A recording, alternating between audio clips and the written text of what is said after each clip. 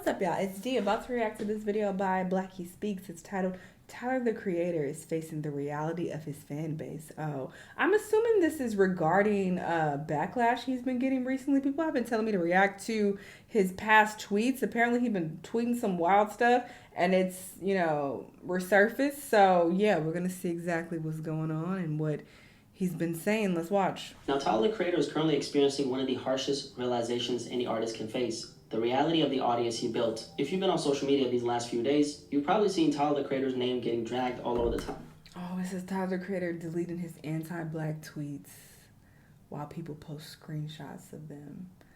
Oh, his tweets were anti-black. Jesus Christ. I'm not surprised. Honestly. A lot of people still don't understand. I feel like that kind of falls in line with his nonsensical behavior that he used to exhibit very heavily in the past, and just needing to be over the top and offend everybody. So I can see him like tweeting something anti-black, because he's also tweeted homophobic stuff as well. So it's like I can see him leaning into wanting to offend all groups, including his own, because he's that stupid. Because his behavior was really stupid back in the day. So I can see that. I'm not surprised at all. Understand what's actually happening right now. Because this isn't just about a couple old tweets resurfacing. It's not even about a disrespectful comment section. It's really about what happens when your own fan base, the one that made you famous, grows into something you can no longer control. And Tyler is in the middle of that fire right now. In this video, I'm not only going to recap the drama, but I'm also going to show you guys why this moment is actually terrifying for any artist, but especially a black artist with a massive non-black audience, and why Tyler might be living through the exact consequences he spent the last decade trying to avoid. Now, Tyler the Creator is a name or face I think almost everybody recognized by this point. He's been in the music game for over 15 years, ever since the early Odd Future days, back when he was loud, rebellious, and unapologetically weird. And over that time, he's gone on to build one of the most loyal and cult-like fan bases in modern music. However, that same fan base is now at the center of a major dilemma. Tyler has been in serious hot water these last few days, and it all started with something incredibly innocent. A tribute post to the legendary neo-soul icon D'Angelo, who recently passed away from pancreatic cancer. Tyler put up a heartfelt post honoring his legacy on Instagram, and instead of treating it with the seriousness it deserved, a portion of his fan base flooded the comments asking when he was going to drop music, and essentially saying things completely unrelated to the tribute. And they weren't acknowledging the loss. They weren't even present in the moment with him. Tyler eventually turned the comment section off, and that's when the situation took a turn. Because shortly after, he liked a tweet on Twitter that said, and I quote, "Tyler's fanbase hates black music despite Tyler himself having a very deep love and appreciation for it. Nigga has Charlie Wilson, Erykah Badu, and DJ Drama, etc. collaborations, and they still refuse to engage with black art on any meaningful level, very cannibalistic." So the tweet was basically saying Tyler's own fanbase benefits from black culture because that's what he is. He's black and he's a product of it, right? But they don't actually respect or engage with black culture itself. In other words, they love Tyler's aesthetics, his personality, his influence, but not the actual roots of the art he comes from. And right after liking it, Tyler fired back with a tweet of his own, where he said, "These sun dodgers are out of control, man." He ended up deleting this tweet, by the way. But if you're not familiar with the term, it's another way of saying white people. Now, here's where things... Alright, I ain't never heard that in my fucking life. Sun dodgers? What? It is so interesting. I feel like black people especially, but even some other groups, they get the most demeaning, disrespectful slurs ever. But then you got sun dodgers. And what's another one? People like crackers. It's like, oh, like their slurs are just so tame. So whenever anybody tries to compare and just be like, oh, see, well, that's racist. These tame ass, lame ass slurs that y'all got, if y'all don't get up out of here, and I'm not saying it makes it okay, obviously, but it's like, bruh, what? And then you got the hard R, monkey, like you comparing people to fucking animals and like saying just the most degrading shit, calling people and stuff like this is, wait, I should probably bleep that out because I don't want to offend any other groups, but yeah, it's like it's not even close in comparison, but alright. Things flipped, okay, because almost instantly the spotlight turned back onto Tyler himself. The internet didn't just criticize the fans, They started scrutinizing Tyler's past. And it sparked a conversation about the exact type of audience he has cultivated. And the focus shifted from his fans are being disrespectful to, no, wait a second, you created them. A lot of the criticism was centered around this exact idea, that Tyler made this kind of behavior feel acceptable inside his own fan base. Because let's be honest, most of us remember the early Odd Future era. Tyler's music, his skits, even his tweets, that era of Tyler was extremely loud, edgy, and a lot of times offensive on purpose. And now those old tweets are resurfacing again, tweets that Tyler himself has actually been deleting in real time over the past few days. For example, here's one that started spreading everywhere. I hate Black History Month. Why the F do you have to fucking separate niggas still? Now, there are a bunch of other tweets that people started digging up, but that's just one that ended up going super viral. So that's where the tone of the conversation changed completely, right? Now, Tyler has faced this type of backlash before, but this time, I think this one is definitely different because for the first time, the outrage wasn't just about what he said in the past. It was directly tied to the people he speaks to right now. It wasn't just Tyler's fan base are being disrespectful. It became, no. This is actually your fault. That Tyler didn't just attract this kind of audience, he helped shape them. Through the early Odd Future era, the shock value, the edgy jokes, the reckless tweets, people are now arguing that Tyler normalized this behavior in his fan base that made it feel acceptable to laugh at Black pain, to mock Black issues, to consume Black culture without ever truly respecting it or trying to understand it. And let's be real, Tyler's fan base has always been majority white, especially in the early Odd Future era. 90% of his audience back then was young white males who were chronically online, who loved that edgy, chaotic energy he was giving them. Yes, Black kids were there too, but what really blew him up at first was that wave of white internet kids who felt like they finally had, permission to be wild and say anything in the name of being edgy. But over the years, as Tyler has evolved as an artist and stepped further into his creative maturity, his audience has obviously expanded. At this point, Tyler speaks to everybody. Teenagers, middle-aged white women, Black fans, Hispanic fans, older people, fashion kids, music nerds, and so forth. His reach is not only massive, but his fan base is way more diverse than it was 10 years ago, right? However, the internet doesn't care about evolution, it cares about origin. And that's exactly where the backlash went. So now Tyler is basically being held accountable for creating the very behavior he's now denouncing. People are calling him hypocritical, saying you can't complain about the same people who made you famous. And on the other hand, some of those white fans are looking at it like, wait, what? You made it okay for us to act like this, right? It's almost like a kid in a grocery store acting all wild, and the mom tries to suddenly calm him down, and the kid looks at her like, calm down, this is how you raised me. Except for the fact that these aren't 8-year-olds. These are people between, I would estimate, 20 and 26 years old at this point. Because even if you raise your kids properly, kids are just annoying. They're just high energy. They're going to cry and they're crazy. Like, that's just how it is. I mean, some, not always the case. Because some kids are terrified of their parents. Or they're just naturally calm. They may have a more calm demeanor. But that don't mean that you ain't raising your kids right there and crazy in stores. Anyway. 18, 24, 26, somewhere there. If I had to make a rough estimation, right? Some of them have literally grown up on Tyler since 2011. They were 12-year-olds laughing at the edgy Odd Future era, and now they're fully grown adults. However, still wired the same exact way, and that's what's being exposed right now.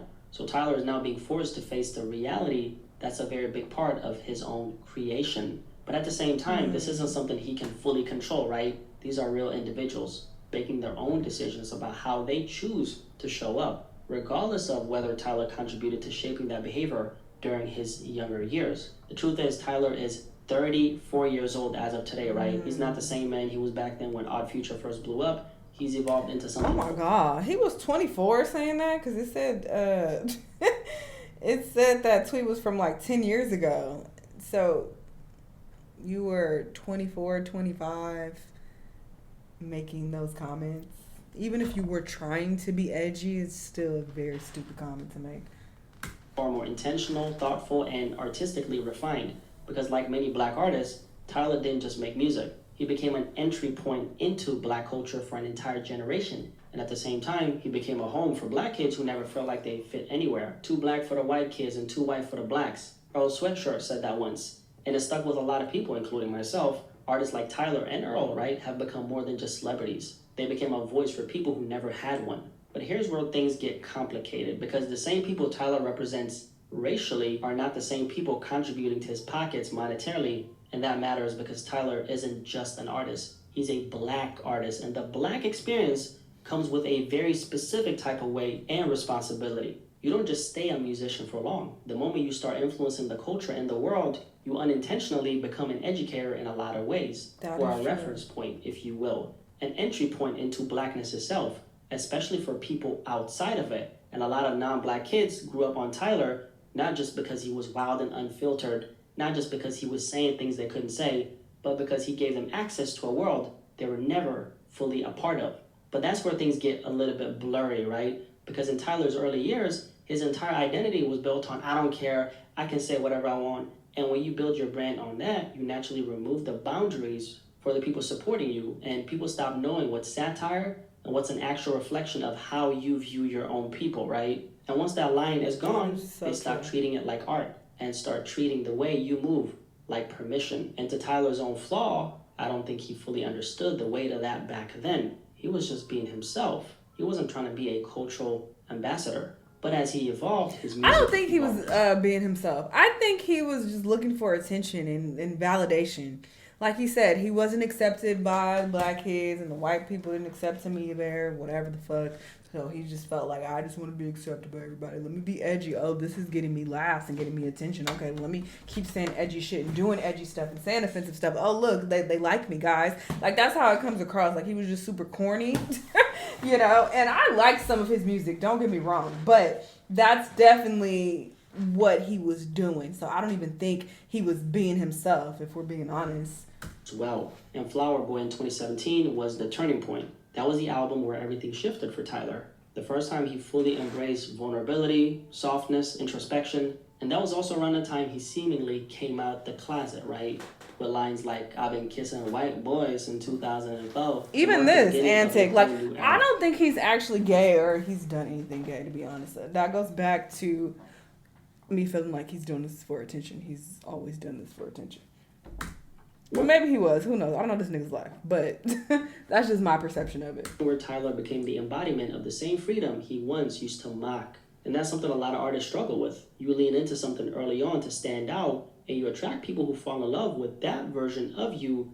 But later, when you grow and evolve, mature, a part of your audience refuses to come with you on that journey. So now the question becomes, to what extent should Tyler be held accountable for cultivating an audience like this in the first place? That's a question I have to you, because he doesn't really have the authority to control how they show up. That part of his fan base, in my opinion, is a virus he's never going to be able to fully contain. How I look at it is, at the end of the day, it comes down to the individuals who made the decision not to grow with him. And I genuinely believe a big portion of his audience, even if they'll always call themselves fans, will never actually evolve with him. They'll most likely permanently stay stuck in that era they discovered him in. Meanwhile, Tyler himself evolved far past their pace and far past their expectations. And in 2025, it's clear he's not even remotely the same person he was back then. So, you know, we literally change as human beings on a day-to-day basis. Our habits change, our mindset changes, our identity shifting every single second, even our bodies on a cellular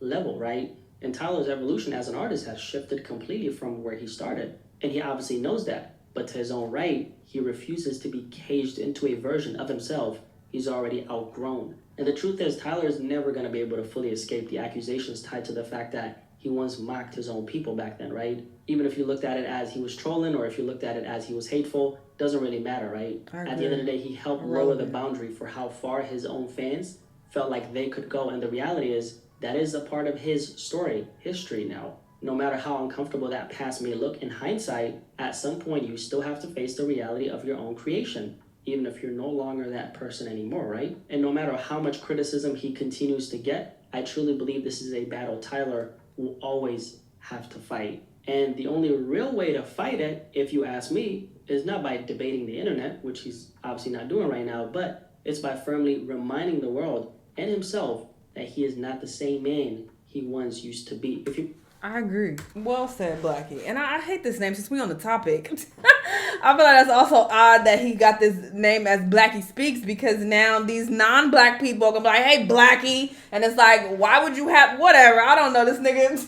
And I don't know why he has this name, but I've always thought it was a wild name. But I mean, it's very relevant to the topic at hand. But anywho, I totally agree with him. I think he made many valid points, and Tyler has created this audience and has given his, fans permission to be offensive and to say these edgy things. And it doesn't matter that he's outgrown that and evolved. They still are going to hold on to that for dear life. That's what people do. That's what the internet does, especially. What about back in 2009? You said this. It's like, nigga, that was 2009. Like, come on. It's been so many years. I've changed.